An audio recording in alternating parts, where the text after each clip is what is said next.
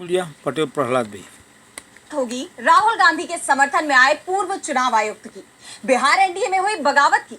देखेंगे कैसे तेजस्वी ने खोली डबल इंजन सरकार की पोल, क्यों बीजेपी सरकार के खिलाफ कोर्ट जाएगी कांग्रेस, जानेंगे क्यों मायावती ने पलटा अपना ही फैसला।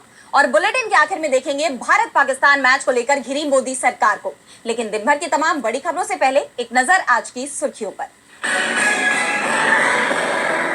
असम में महसूस किए गए भूकंप के तेज झटके, 5.8 रही तीव्रता। उदलगुरी था भूकंप का केंद्र। विमान हादसे में बाल बाल बची डिंपल यादव, पायलट की सूझबूझ से क्रैश होने से बची इंडिगो फ्लाइट। प्लेन में डिंपल यादव समेत 151 यात्री थे सवार। विभाजन के लिए मुसलमान जिम्मेदार नहीं, सावरकर ने सबसे पहले लगाया था नारा। एनसीईआरटी पाठ्यक्रम में बदलाव को लेकर बीजेपी पर भड़के एआईएमआईएम प्रमुख ओवैसी। मैं यहां सत्ता का स्वाद चखने नहीं आई, 6 महीने में नई सरकार को सौंप दूंगी जिम्मेदारी। नेपाल की अंतरिम पीएम का पदभार संभालने के बाद बोली सुशीला कार्की। ये तो थी सुर्खियां। अब बात आज की सबसे बड़ी खबर की। राहुल गांधी ने महादेवपुरा सीट पर फर्जी मतदाताओं का खुलासा किया था। उन्होंने दावा किया था कि इस एटम बम की गूंज पूरे देश में सुनाई देगी। ऐसा हुआ भी, लेकिन चुनाव आयोग की तरफ से जो जवाब आए वो बेहद चौंकाने वाले थे। जैसे कि वोटिंग लिस्ट में होने वाली धांधलियों के प्रति उसकी कोई जिम्मेदारी नहीं है, विपक्ष को ही सब कुछ करना होगा। और अब इसे लेकर पूर्व मुख्य चुनाव आयुक्त एसवाई कुरैशी ने बड़े सवाल खड़े कर दिए हैं। सुप्रीम कोर्ट में भी मामले की सुनवाई चल रही है, तो कैसे मुश्किल में दिख रहा है चुनाव आयोग, देखिए इस रिपोर्ट में। कांग्रेस सांसद राहुल गांधी ने महादेवपुरा सीट पर वोटों की धांधली का खुलासा किया और अब जल्दी ही एक और बड़ा खुलासा करने वाले हैं। राहुल गांधी ने ऐलान किया है कि इस बार वो हाइड्रोजन बम फोड़ने वाले हैं, लेकिन चुनाव आयोग मतदाता सूची में हो रही धांधली पर आंख बंद किए है। इससे पहले पूर्व मुख्य चुनाव आयुक्त एसवाई कुरैशी ने चुनाव आयोग पर सवाल खड़े कर दिए हैं। कुरैशी ने कहा है कि राहुल गांधी नेता प्रतिपक्ष है, इसलिए निर्वाचन आयोग को उनके लिए उस तरह की भाषा का इस्तेमाल नहीं करना चाहिए था जैसा उसने किया। आखिरकार वो नेता प्रतिपक्ष है, वो कोई आम आदमी नहीं है। वो लाखों लोगों का प्रतिनिधित्व कर रहे हैं, वो लाखों लोगों की राय व्यक्त कर रहे हैं। और उनसे ये कहना कि शपथ पत्र दीजिए वरना हम ये करेंगे वो करेंगे, आयोग का व्यवहार आपत्तिजनक व अपमानजनक दोनों है। अगर विपक्ष चुनाव आयोग पर पलटवार करे और कहे ठीक है, आप एक नई मतदाता सूची पेश कर रहे हैं, एक शपथ पत्र दीजिए कि इसमें कोई गलती नहीं है, और अगर कोई गलती हुई तो आप पर आपराधिक मुकदमा चलाया जाएगा। क्या आप ऐसी स्थिति के बारे में सोच सकते हैं? तो कुरैशी ने कहा कि आयोग को आरोपों की जांच का आदेश देना चाहिए था। उन्होंने कहा कि अब विपक्ष को बार बार सुप्रीम कोर्ट जाना पड़ता है, कोर्ट में कहना पड़ रहा है कि उन्हें चुनाव आयोग मुलाकात का समय नहीं दे रहा है, उनकी बात सुनी ही नहीं जा रही है। जबकि पहले विपक्ष के लिए चुनाव आयोग के दरवाजे हमेशा खुले रहते थे। कुरैशी ने जो कहा वो चिंता की बात है, क्योंकि चुनाव आयोग विपक्ष को तो छोड़िए, सुप्रीम कोर्ट की भी सुनने को तैयार नहीं है। सुप्रीम कोर्ट में चुनाव आयोग ने एक हलफनामा दायर किया है जिसमें कहा है कि कोर्ट उसे एसआईआर कराने का आदेश नहीं दे सकता। इससे पहले चुनाव आयोग ने ये भी कहा था कि कोर्ट उससे ड्राफ्ट मतदाता सूची नहीं मांग सकता। कोर्ट ने जब सख्त फैसला सुनाया तब चुनाव आयोग कुछ झुका, लेकिन जो रवैया ज्ञानेश कुमार का है उसने कई सवाल खड़े कर दिए हैं। 15 सितंबर को सुप्रीम कोर्ट में एसआईआर को लेकर सुनवाई है। ऐसे में सभी की नजरें अब सुप्रीम कोर्ट पर टिकी हुई हैं। चुनाव आयोग मुश्किल में दिखाई दे रहा है, तो मुश्किलें एनडीए की भी बढ़ती नजर आ रही हैं। बिहार में जल्द ही विधानसभा चुनाव होने हैं, कभी भी चुनाव की तारीखों का ऐलान हो सकता है। इस बीच इंडिया और एनडीए के कई बड़े नेताओं का बिहार में जमावड़ा लगा हुआ है। ऐसे में एनडीए में हलचल मची हुई है। सीएम फेस को लेकर तो पहले से ही खींचतान देखी जा रही थी, और अब गठबंधन में बगावत की खबरें आ रही हैं, जो बीजेपी के लिए बड़ा झटका माना जा रहा है। तो क्या है पूरी खबर, जानने के लिए देखिए ये रिपोर्ट। बिहार विधानसभा चुनाव से पहले एनडीए में सब कुछ ठीक चलता हुआ नहीं दिखाई दे रहा है। बीजेपी के सहयोगी लगातार उसे अपने तेवर दिखाने में लगे हैं, जिससे एनडीए के अंदर तनाव साफ दिखाई दे रहा है। हिंदुस्तानी आवाम मोर्चा के प्रमुख और केंद्रीय मंत्री जीतन राम मांझी ने एनडीए को खुलेआम चेतावनी दे दी है। उन्होंने कहा है कि हमारी पार्टी का लक्ष्य 2025 के चुनाव में राज्य मान्यता प्राप्त दल बनना है, जिसके लिए 8 सीटें जीतना या कुल वोट का 6% हासिल करना जरूरी है। इसलिए हमें 15 से 20 सीटें दी जाएं, तभी ये लक्ष्य पूरा होगा, नहीं तो हम अकेले 100 सीटों पर चुनाव लड़ेंगे। मांझी के तेवरों से राज्य में एनडीए को बड़ा झटका लगा है, वो भी ऐसे वक्त में जब सीट बंटवारे को लेकर चिराग पासवान और नीतीश जैसे दावेदार पहले से मौजूद है। इस बीच बिहार में बीजेपी की कोर कमेटी की बैठक में पार्टी अध्यक्ष जेपी नड्डा का मुख्यमंत्री नीतीश कुमार से बिना मिले दिल्ली लौट जाना भी सियासी गलियारों में कई सवाल खड़े कर गया है। हालांकि इसका कारण नीतीश कुमार की खराब सेहत को बताया गया, लेकिन राजनीतिक गलियारों में ये चर्चा आम है कि नीतीश अगर बीमार हो जाएं या लंबे वक्त तक चुप्पी साध ले तो समझ लेना चाहिए कि नीतीश कोई बड़ा फैसला ले सकते हैं। इन तमाम घटनाओं से साफ है कि इस बार बिहार चुनाव एनडीए के लिए आसान नहीं होने वाला और सीट बंटवारे का मसला सुलझाने के लिए बीजेपी को अपने सहयोगियों को साधने में भारी मशक्कत करनी पड़ सकती है। बिहार एनडीए में टकराव खुलकर सामने आ गया है तो आरजेडी नेता तेजस्वी यादव ने भी बिहार की डबल इंजन सरकार की पोल खोल दी है।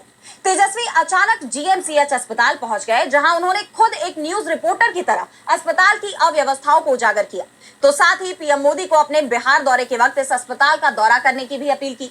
तो क्या कुछ बताया तेजस्वी ने, जानेंगे इस रिपोर्ट में। आरजेडी नेता तेजस्वी यादव ने पूर्णिया के जीएमसीएच यानी government medical college and hospital का देर रात अचानक औचक निरीक्षण कर बिहार की स्वास्थ्य व्यवस्था की पोल खोल दी है। इस औचक दौरे में सामने आई बदहाली ने 20 सालों से सत्ता में काबिज एनडीए सरकार पर कई सवाल खड़े कर दिए हैं। निरीक्षण के बाद तेजस्वी यादव ने एक एक्स पोस्ट के जरिए इस अस्पताल की दुर्दशा का ब्यौरा साझा किया। उन्होंने बताया कि ये एक मेडिकल कॉलेज है, लेकिन यहाँ आईसीयू और ट्रॉमा सेंटर ही चालू नहीं है और साथ ही साथ हृदय रोग विभाग भी नहीं है। इसके अलावा एक बेड पर 3-3 मरीज लेटे हैं और मरीजों की बेडशीट 15-20 दिनों तक बदली ही नहीं जाती है। पूरा धुलाया नहीं है कितना दिन से? अच्छा बताइए, इलाज करा रहे हैं कि इन्फेक्शन पाइएगा? इतना पैसा खर्च होता है, इलाज जो है नाम का कुछ नहीं, बस केवल जो है प्रचार ही हो रहा है और कुछ नहीं हो रहा। तेजस्वी यादव ने डॉक्टरों और नर्सों के खाली पदों पर भी चिंता जताई। उन्होंने बताया कि स्वीकृत 255 नर्सों में से केवल 55 ही कार्यरत हैं और 80% चिकित्सकों के पद खाली हैं। उन्होंने आरोप लगाया कि एनडीए सरकार के भ्रष्ट मंत्री और अधिकारी भ्रष्टाचार में कमीशन खाने के लिए हजारों करोड़ रुपए खर्च कर केवल बिल्डिंग बनाते हैं, लेकिन डॉक्टर्स, स्वास्थ्य कर्मी, लैब टेक्नीशियन, ड्रेसर, असिस्टेंट इत्यादि की नियुक्ति नहीं करते।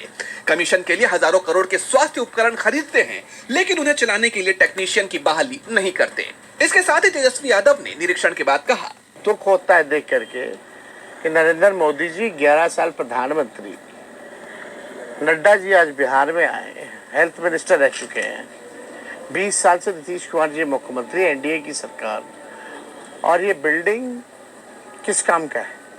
ना डॉक्टर है, ना प्रोफेसर है, ना टेक्नीशियंस है, ना नर्सेज हैं, ना दवाइयाँ हैं। यहाँ आईसीयू नहीं है, यहाँ ट्रॉमा सेंटर नहीं है। आप समझिए, कोई मेडिकल कॉलेज में आईसीयू और ट्रॉमा सेंटर ना हो तो क्या स्थिति जो है बनी हुई है। इसके साथ ही तेजस्वी ने सीधे प्रधानमंत्री नरेंद्र मोदी को भी निशाने पर लिया, जो हाल ही में पूर्णिया आने वाले हैं। उन्होंने प्रधानमंत्री मोदी से जीएमसीएच का दौरा करने और 20 सालों की डबल इंजन सरकार की विफलताओं को देखने की अपील की। तेजस्वी के इस औचक निरीक्षण से बिहार सरकार बुरी तरह से घिर गई है। अब देखना यह होगा कि पीएम मोदी अपने बिहार दौरे में जीएमसीएच का दौरा करते हैं या नहीं। साथ ही ये भी देखना होगा कि इस अस्पताल की तमाम अव्यवस्थाएं कब दूर होती हैं। एनडीए सरकार में प्रशासनिक फेलियर से लेकर वोटों में धांधली तक विपक्ष सभी मुद्दों को पूरे जोर शोर से उठा रहा है। कांग्रेस सांसद राहुल गांधी ने महाराष्ट्र से लेकर हरियाणा तक के चुनावों में वोट चोरी, चुनाव चोरी के खिलाफ आवाज उठाई है। इस बीच बीजेपी सरकार की तरफ से भी कांग्रेस को रोकने की कोशिशें शुरू हो गई हैं। कांग्रेस को कमजोर करने के लिए महाराष्ट्र की बीजेपी सरकार ने बड़ा कदम उठाया। पार्टी की जमीन छीनने की कोशिश की जा रही है, जिस पर कांग्रेस भड़क गई।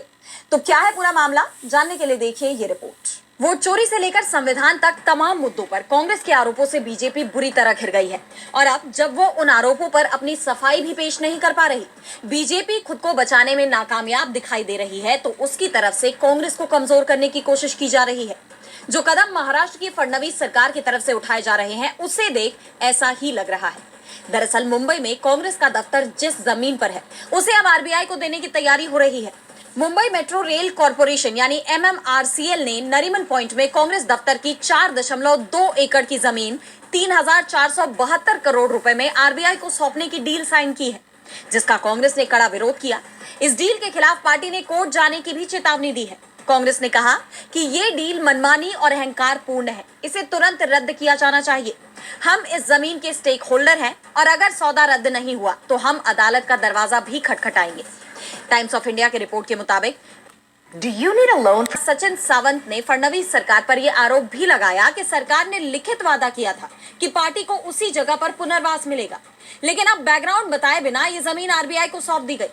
हालांकि एमएमआरसीएल की तरफ से कहा जा रहा है कि ये जमीन हमेशा से सरकारी रही है और पार्टियों को अस्थायी तौर पर दफ्तर के लिए दी गई थी।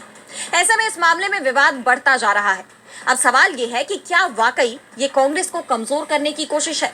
मुख्य मुद्दों से उसका ध्यान भटकाने की कोशिश बीजेपी और उसकी सरकारों की तरफ से की जा रही है।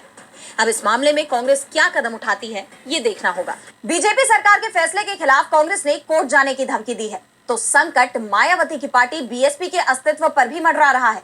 लोकसभा चुनाव के बाद से ही पार्टी कमजोर पड़ती दिखाई दे रही है। उत्तर प्रदेश विधानसभा चुनाव से पहले मायावती अब पार्टी को मजबूत करने में जुट गई हैं और उन्होंने अब अपने ही फैसले को पलट दिया, जिसके बाद उनके इस कदम की हर तरफ चर्चा शुरू हो गई है।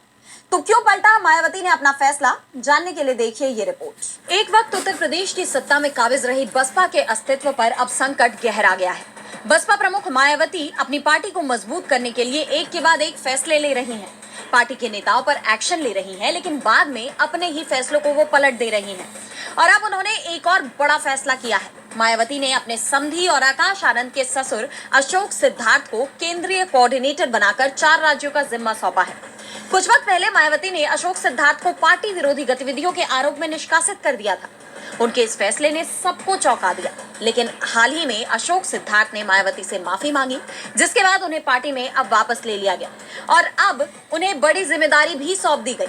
अशोक सिद्धार्थ को छत्तीसगढ़, हिमाचल, जम्मू कश्मीर और गुजरात में पार्टी को मजबूत करने की जिम्मेदारी दी गई है। उत्तर प्रदेश में 2027 में विधानसभा चुनाव होने हैं और उससे पहले मायावती पार्टी को मजबूत कर अपनी खोई हुई जमीन वापस पाना चाहती है, जिसके लिए लगातार वो पार्टी की मजबूती पर ध्यान दे रही है और साथ ही कई बड़े फैसले भी ले रही है। अशोक सिद्धार्थ को नई जिम्मेदारी देने के बाद अब देखना ये होगा कि मायावती पार्टी का अस्तित्व बचाने के लिए और क्या बड़े फैसले लेंगी। सवाल ये भी है कि क्या चुनाव से पहले बसपा मजबूत हो पाएगी?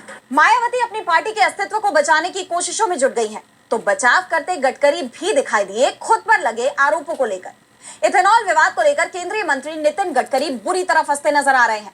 पहले तक तो वो इसे अपने खिलाफ साजिश करार दे रहे थे और सभी आरोपों से इनकार कर रहे थे, लेकिन अब अचानक उनके रुख में भी बदलाव आ गया है और इस मामले में वो सफाई देते नजर आए। तो क्यों गडकरी को देनी पड़ी सफाई? क्या है पूरा मामला? जानने के लिए देखिए ये रिपोर्ट। इथेनॉल मामले में विवाद बढ़ता जा रहा है और जैसे जैसे ये विवाद बढ़ रहा है, केंद्रीय मंत्री नितिन गडकरी की मुश्किलें भी बढ़ती नजर आ रही हैं। हालात यह है कि अब उन्हें सफाई देनी पड़ रही है। गडकरी ने कहा कि आपको लगता है कि मैं ये सब पैसे के लिए कर रहा हूँ। मेरा काम और प्रयोग किसानों के फायदे के लिए है, न कि ज्यादा कमाने की जरूरत से। मैं ईमानदारी से कमाना जानता हूँ, मैं कोई दलाल नहीं हूँ और ना ही ये सब पैसों के लिए कर रहा हूँ। मेरा दिमाग हर महीने 200 करोड़ रुपए कमाता है। नागपुर में एक कार्यक्रम में बोलते हुए उन्होंने इथेनॉल के जरिए अपने बेटे को फायदा पहुंचाने के आरोपों पर बात की। उन्होंने साफ किया कि उनका बेटा कई कंपनियां चलाता है। गडकरी ने बेटे के कई बिजनेस का भी जिक्र किया और कहा कि ऐसे बिजनेस कृषि जगत में कई अवसर पैदा कर सकते हैं। उन्होंने खुद पर लगे आरोपों पर सफाई तो दी ही और साथ ही बड़ी चेतावनी भी दे दी। गडकरी ने कहा कि नेता अपने राजनीतिक फायदे के लिए लोगों को लड़ाने की कला जानते हैं। पिछड़ापन एक राजनीतिक स्वार्थ में बदल गया है। इसके साथ ही उन्होंने विदर्भ में 10,000 किसानों की खुद की जान लेने की घटना पर चिंता जाहिर करते हुए कहा कि मेरा भी एक परिवार और घर है। मैं कोई संत नहीं हूँ, मैं भी एक नेता हूँ, लेकिन मुझे हमेशा लगता रहा है कि ये घटना शर्मनाक है। हम तब तक नहीं रुकेंगे जब तक हमारे किसान समृद्ध नहीं हो जाते। हालांकि उन्होंने किसानों को लेकर अपनी मंशा साफ तो कर दी, लेकिन जिस तरह अचानक उनके रुख में ये बदलाव आया, पहले तक वो इस पूरे मामले को साजिश करार दे रहे थे, लेकिन अब उस पर अपना पक्ष रख रहे हैं। ऐसे में सवाल ये उठ रहे हैं कि उनके रुख में ये बदलाव आखिर क्यों? क्या खुद को फंसता देख उन्हें अब सफाई देनी पड़ रही है? और क्या अब उनका ये बयान इस विवाद को शांत कर पाएगा? ये देखने वाली बात होगी। और बुलेटिन के आखिर में बात भारत और पाकिस्तान के मैच को लेकर घिरी मोदी सरकार की। तो भारत पाकिस्तान मैच को लेकर मोदी सरकार के खिलाफ लोगों में आक्रोश बढ़ता जा रहा है। पहलगाम पीड़ितों से लेकर तमाम विपक्षी दलों ने सरकार से मैच रद्द करवाने की मांग की, लेकिन सरकार ने इसे लेकर कोई कदम नहीं उठाए, जिस पर अब पूरे देश में उबाल दिख रहा है। महाराष्ट्र में शिवसेना यूबीटी ने पुतले फूके तो आप संयोजक केजरीवाल ने पीएम मोदी की देशभक्ति पर सवाल खड़े कर दिए। तो क्या है पूरा मामला, जानने के लिए देखिए ये रिपोर्ट। एशिया कप 2025 में भारत पाकिस्तान मैच का जमकर विरोध हो रहा है। पहलगांव घटना के जवाब में ऑपरेशन सिंदूर के बाद दोनों देशों के बीच ये पहला इंटरनेशनल मैच है, लेकिन इसे लेकर पहले तो जो लोगों में उत्साह होता था, अब वो गुस्से में बदल गया है। मैच रद्द करवाने की मांग उठी और तमाम विरोध के बावजूद अब जब दुबई में मैच हो रहा है तो पीएम मोदी की देशभक्ति पर सवाल उठ रहे हैं। ऑपरेशन सिंदूर के बाद जिस तरह बीजेपी ने हर घर सिंदूर अभियान शुरू किया था, उसी की तर्ज पर उद्धव गुट की महिला कार्यकर्ताओं ने पीएम मोदी को देश की महिलाओं से किए गए उनके वादों की याद दिलाने के लिए चूड़ियां और सिंदूर भेजा है। साथ ही उन्होंने बीसीसीआई के लिए चंदा भी मांगा। उद्धव गुट के कार्यकर्ताओं ने टीवी तोड़कर विरोध प्रदर्शन किया। पार्टी सांसद संजय राउत ने तो यहां तक कह दिया कि डोनाल्ड ट्रंप के दबाव में पीएम मोदी भारत पाकिस्तान युद्ध रोक सकते हैं, लेकिन वो भारत पाक क्रिकेट मैच नहीं रोक सकते। वहीं आप संयोजक अरविंद केजरीवाल ने पाकिस्तान के साथ मैच खेलने को देश के साथ गद्दारी बताया। उन्होंने पीएम मोदी को आड़े हाथों लेते हुए कहा कि देशभक्ति केवल आपके भाषणों तक सीमित क्यों है। चंडीगढ़ में आप कार्यकर्ताओं ने बीसीसीआई शर्म करो के नारे लगाए तो एआईएमआईएम प्रमुख असदुद्दीन ओवैसी ने सरकार से सवाल किया कि क्या मैच से कमाया गया पैसा पहलगांव घटना में जान गंवाने वाले 26 नागरिकों की जिंदगी से ज्यादा कीमती है। कांग्रेस सांसद इमरान मसूद ने भी मोदी सरकार को घेरते हुए कहा कि सरकार पहलगांव की घटना को भी भूल गई है, उन्हें याद दिलाना पड़ रहा है। अरे भाई, अभी तो हमारी बहनों का सिंदूर उजड़ा, उसके आंसू नहीं सूखे और तुम मैच खेल रहे हो। इस घटना की पीड़िता कप्तान शुभम द्विवेदी की पत्नी ऐश्वर्या ने कहा कि मैच के पैसों से आतंक के ठिकाने दोबारा बनेंगे। ये पाकिस्तान की तरफ से उन 26 परिवारों पर सबसे बड़ा हमला होगा। ऐसे में इस मैच को लेकर मोदी सरकार